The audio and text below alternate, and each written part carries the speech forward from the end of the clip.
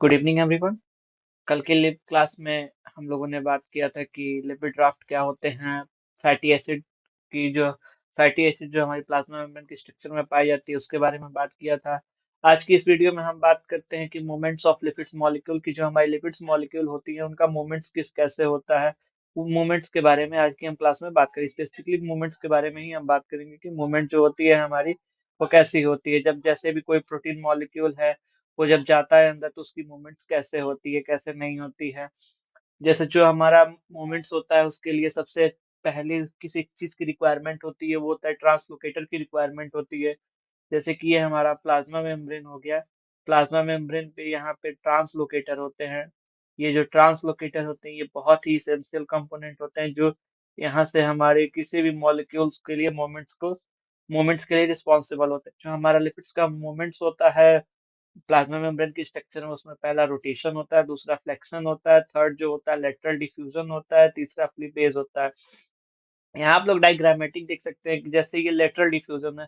Lateral diffusion में क्या होता है कि जब हमारा कोई मॉलिक्यूल जब यहाँ प्लाज्मा मेम्ब्रेन पे एंटर करता है, यदि आउटर लेयर से जब इनर लेयर पे एंटर करता है तो ये ऐसे लेटरल डिफ्यूजन यानी इधर की साइड शिफ्ट होता है। यहाँ से एंटर किया, मॉलिक्यूल एंटर यहाँ किया और शिफ्ट होके आ गया यहाँ यहाँ आ गया।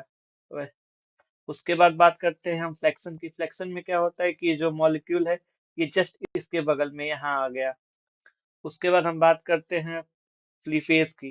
फ्लीपेज में क्या होता है कि कोई हमारा मॉलिक्यूल है ऐसे ये आउटर लीफलेट है और ये इनर लीफलेट है।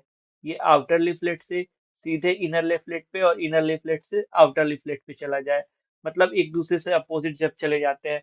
और उसके बाद हम बात करते हैं कि ये फ्लेक्शन क्या होता है। रोटेशन की बात करते हैं। रोटेशन जो होता है वो एक ही मॉलिक्यूल अपने ही पोजीशन पे जिस पोजीशन पे है उसी पोजीशन पे रह के वो रोटेशन शो करे। रोटेशन मूवमेंट जब शो करता है तो उसे रोटेशन कहते हैं। तो ये चार तरीके के बेसिकली हमारे जो रोटेशन मूवमेंट्स होते हैं लिपिड्स के या प्रोटीन्स के किसी भी प्लाज्मा मेम्ब्रेन में वो होते हैं। पहले ही हमने आपको बताया था कि प्लाज्मा ये जो फ्लिप फ्लैश रिक्वायर्ड जो होता है जो मोशन होता है इसके लिए ट्रांसलोकेटर की रिक्वायरमेंट होती है, क्योंकि विदाउट ट्रांसलोकेटर कोई भी मॉलिक्यूल प्लाज्मा मेम्ब्रेन की आउटर लिफलेट से इनर लिफलेट पे नहीं जा सकता। जैसे अब फ्लिपेज प्रोटीन कुछ एग्जांपल्स यहाँ दिए हुए हैं। ये एग्जांपल हैं। एग्जाम्पल में आप देख सकते हैं फ्लिपेज प्रोटीन। फ्लिपेज प्रोटीन क्या होता है, ये आउटर टू इनर करता है। ये जो फ्लिपेज जैसे ये हमारी प्लाज्मा मेम्ब्रेन है, ये इसके ये प्लाज्मा मेम्ब्रेन पे ट्रांसलोकेटर है। ये आउटर लिफलेट से यानी आउटर से इनर लिफलेट पे यानी यहाँ से उठाता है किसी मॉलिक्यूल को और यहाँ पे भेजता है, ट्रांसपोर्ट करता है। फ्लोपेज प्रोटीन जो होता है ये इनर लिफलेट से जैसे कोई मॉलिक्यूल जब आउटर से इनर में आ गया तो उसे इनर से भी तो कोई ऐसा मॉलिक्यूल होगा जिसको इनर से आउटर पे जाना होगा, इसलिए फ्लोपेज प्रोटीन का यूज करते हैं। और ये जो दोनों प्रोटीन्स होते हैं ये फ्री में कोई काम नहीं करते, इसलिए इनमें सबसे पहले इसमें एटीपी की रिक्वायरमेंट होती है क्योंकि इन्हें एनर्जी चाहिए। विदाउट एनर्जी ये काम नहीं करते हैं। उसके बाद हम बात करते हैं एक बहुत ही इंपॉर्टेंट प्रोटीन होता है स्क्रैम्बलेज प्रोटीन। स्क्रैम्बलेज प्रोटीन बहुत ही इंपॉर्टेंट है। इसमें पता है ये एक ऐसा प्रोटीन है ना जिसमें विदाउट एनर्जी इसमें कोई भी नो नीड एनर्जी इसमें एनर्जी की रिक्वायरमेंट नहीं होती है। और इस प्रोटीन के पास एक एबिलिटी होती है कि ये जो प्लाज्मा मेम्ब्रेन की है ये ट्रांसलोकेटर्स है। ये इनर से आउटर से इनर में भी आ जाता है और इनर से आउटर में भी चला जाता है। और इसको एक्टिवेट करने के लिए जो कैल्शियम की कंसंट्रेशन होती है, कैल्शियम आयन की जो कंसंट्रेशन होती है वो इसको डिफरेंशिएट में होती है। जो डिफरेंट डिफरेंट कैल्शियम कंसंट्रेशन की आयन जो होती है वो इसको एक्टिवेट करती है।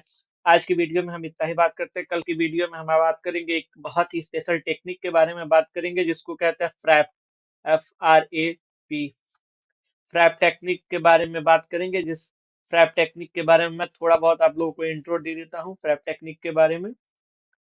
ट्रैप टेक्निक जो होता है वो ये एक्सपेरिमेंट के थ्रू देखा गया था, इसलिए इसको एक्सपेरिमेंट वो मैंने लिखा हुआ fluorescence recovery after photo bleaching.